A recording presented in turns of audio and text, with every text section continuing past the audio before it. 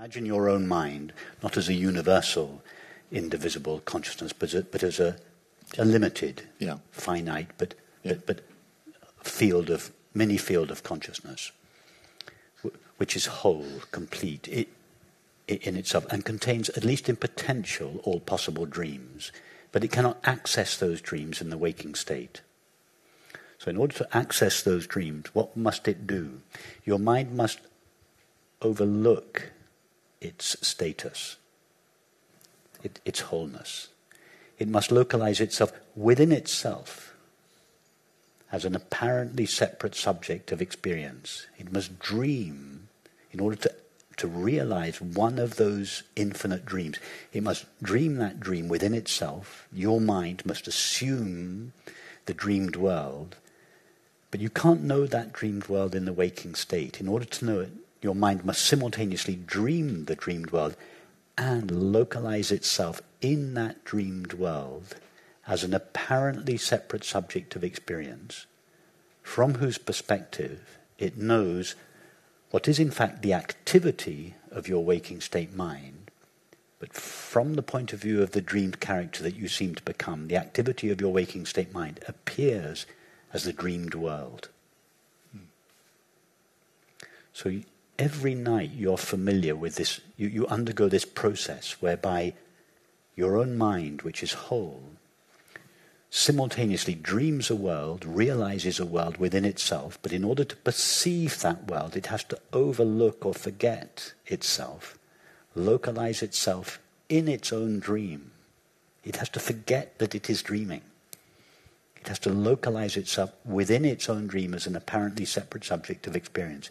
It is only from the perspective of that separate subject of experience that it can know its own activity as the dreamed world.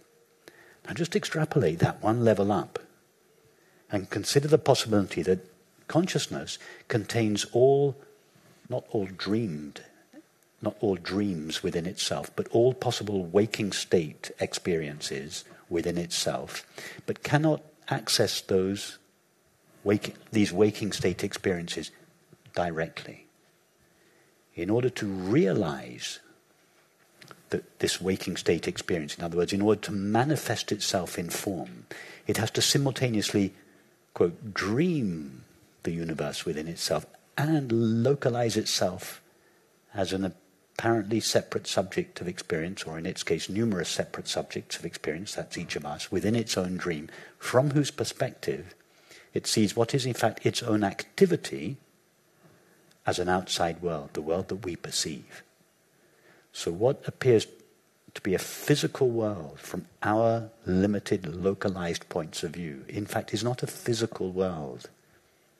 Its nature is consciousness. It only appears as a physical world from our limited and localized perspectives, just as the dreamed world is not a physical world, it's a mental world, but it appears as a physical world from the localized perspective of the separate subject of experience that you seem to become in your own dream. So I would suggest that every night we get this template. I'm answering the question, how does consciousness localize itself as a finite mind? Exactly the same way that our finite mind localizes itself as a finite mind within its own dream. We have this template. We experience it every night. So I'm not making up some sort of abstract... No. This is something that nature has given us. You're quite right. Your mind remains... It starts in the waking state as a whole, complete, indivisible field of consciousness, albeit a mini one. And it remains as such throughout the entire dream. Although from the point of view of the dreamed character, it seems to be broken up into a multiplicity and diversity of objects and selves, the dreamed world. Whilst remaining intact, when you wake up in the morning, you realize my mind was always just my one mind. It never became the 10,000 things that I seemed to experience in the dream. Likewise, the one infinite reality always remains only the one infinite indivisible reality. It only appears to be a multiplicity and diversity of objects and selves from our limited and localized points of view. But even then, it never really becomes divided into objects and selves. It always remains the one infinite whole. In other words, the multiplicity and diversity is only in its appearances. It's never in reality. Appearances are many. Their reality is one. Always. The one never becomes the many. It only appears as such from the localized perspective of a finite mind. To understand you correctly, I'm not meaning to suggest that the reality is behind the appearances, although it's sometimes in the early stages to one who is convinced that the multiplicity and diversity of objects are real in their own right. To such one, it's legitimate to posit reality behind them to begin with, just as for one who's convinced that the landscape in the movie is real. Yeah.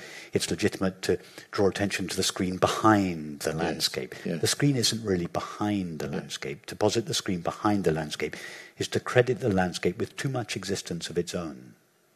But as a concession to the one who believes the landscape has its own existence, we say, okay, be aware of the screen behind it. That's the first step. But the screen is not behind the landscape.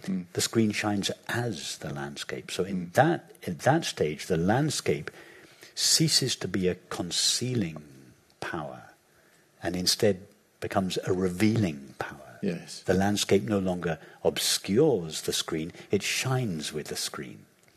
So what you're saying is true. For one who is completely lost in the content of experience and is suffering as a result, it is legitimate in the early stages to say, turn your attention away from the content of experience. Your thoughts and feelings and perceptions obscure your true nature. That's like saying the landscape obscures the screen. It's legitimate to begin with to one who believes, who is lost in their thoughts and feelings. Later on, when we come back to the content of experience, we see that the content of experience doesn't obscure its reality. It shines with it as it. Just as that we realize this landscape doesn't obscure the screen, it shines with the screen. So it depends on the perspective. From one point of view, appearances veil their reality. From another, more advanced, more deeper point of view, appearances shine with and as their reality.